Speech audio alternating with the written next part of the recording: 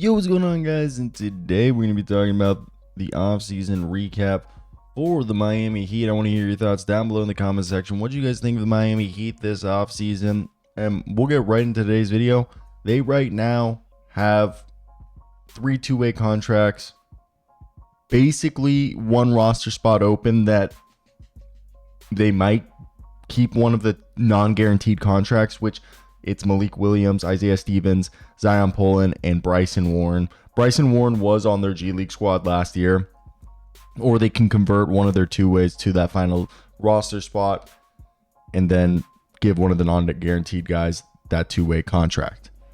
I want to hear your thoughts in the comment section. What do you guys think of this offseason? And we're just going to get right into it and talk about what we saw happen this offseason.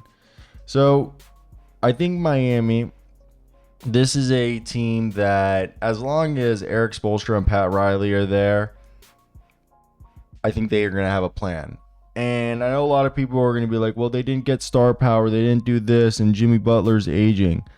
I really think after seeing Bam Adebayo shoot all these three-pointers at the Olympics and Tyler Hero hopefully being fully healthy, Terry Rozier having a full offseason and being on the team for a full season is going to allow Jimmy Butler to maybe become the second option and Bam Adebayo to be the guy.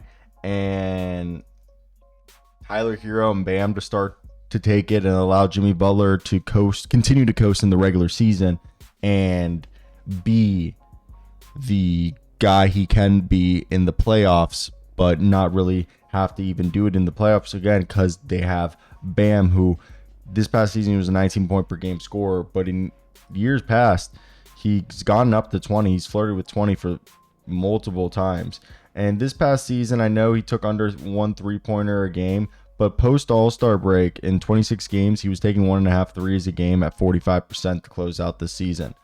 So, as well as with his passing, I do believe with him being 27 years old this year, they're ready to pass the torch.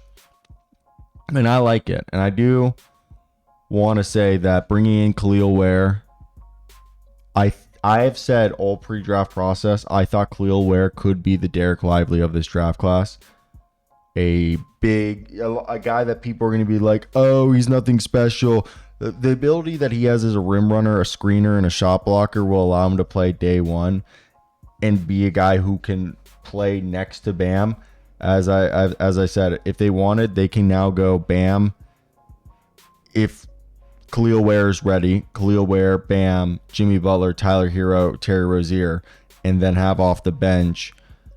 Again, this is not like the legit depth chart, and then have off the bench Jaime Jaquez, Duncan Robinson, Josh Richardson, Kevin Love. Like, this team's really deep. This is a very deep squad. So that's the hope for it right there. Bring back Kevin Love's huge. Same thing. I think Haywood Highsmith's awesome. Bring in a scorer like Alec Burks. For how it seems, Miami's running it back, and I think how injured this team was a year ago. They had 35 starting lineups in 23 to 24 and had only two five-man lineups play more than 80 minutes together. You're not going to win. You're not going to win a championship with that much, that's basically inconsistency. There wasn't any rhythm, any lineups. And for a team that still was able to make some noise, still be a threat in the playoffs, I think that's huge. Now, I do, again, think the Heat are slowly becoming self-aware of having to be ready, and we've heard the rumblings. They're ready, that they know that Jimmy Butler isn't here forever. Look, let's talk about all the young guys.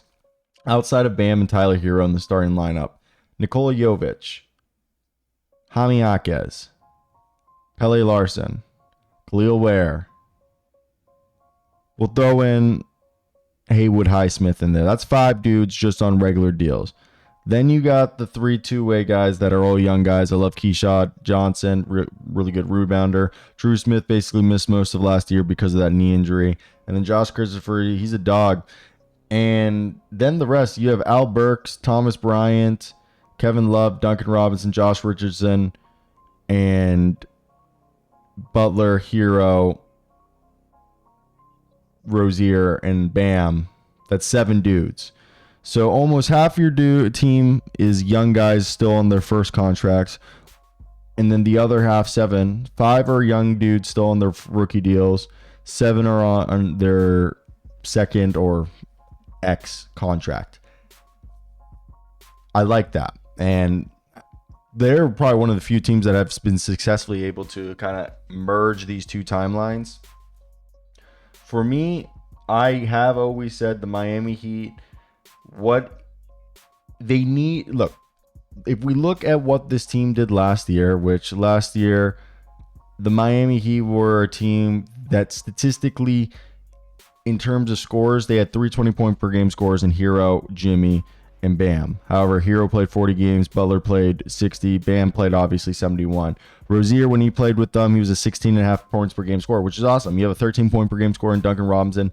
You assume Jaime Jaquez, he was a rookie last year, going into year 2 now. You're expecting that post All-Star break where he dipped down to 10 points a night because guys came back, and before the All-Star break he was a 13-point per game scorer, so we're assuming he might be 13 to 15 points per game next year, and that's awesome. If you can give him that impact, and you still have Nikola Jovic, you still have Kevin Love and Josh Richardson are both going to give you about 9-10 points a night. I know there's like 28 minutes a night that are up for grabs from Caleb Martin that Haywood Highsmith and Nikola Jovic and Jaime Jaquez will fill up. And Nikola Jovic is another guy that I personally like, that I think he's going to have to take a jump. I actually interviewed him, and he post All-Star break was a 9 points per game guy, and he's a good 3-point shooter threat who's got some transition skill.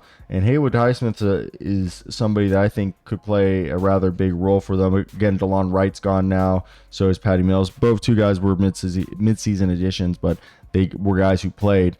And I think Haywood Highsmith more than likely is a guy that statistically, I think his numbers are probably going to be more similar to what he put up of like 6-7 points a night. I think he's more of a toolsy guy than anything. But again, it's running it back and making sure these young guys are ready for this coming up year. So I think when you look at the Miami Heat as we recap this 2024 offseason, I think it goes to show that, yeah, they're trying to, I think they've done a good job. I think they've done a good job of trying to connect two timelines, and people aren't going to give them the credit that they deserve. But I'm here to give them their apples, and you guys should too. Because most people are going to say that they don't deserve it, but in reality, I think they do. They're one of those teams that you look at them and they did improve regardless of if you're a fan or not. They improved, and we're assuming that their development is going to also, like, this is the Miami Heat, their team that develops regularly. So let me hear your opinions down below in the comment section and what you guys think, and if you guys agree with me or not. Peace out.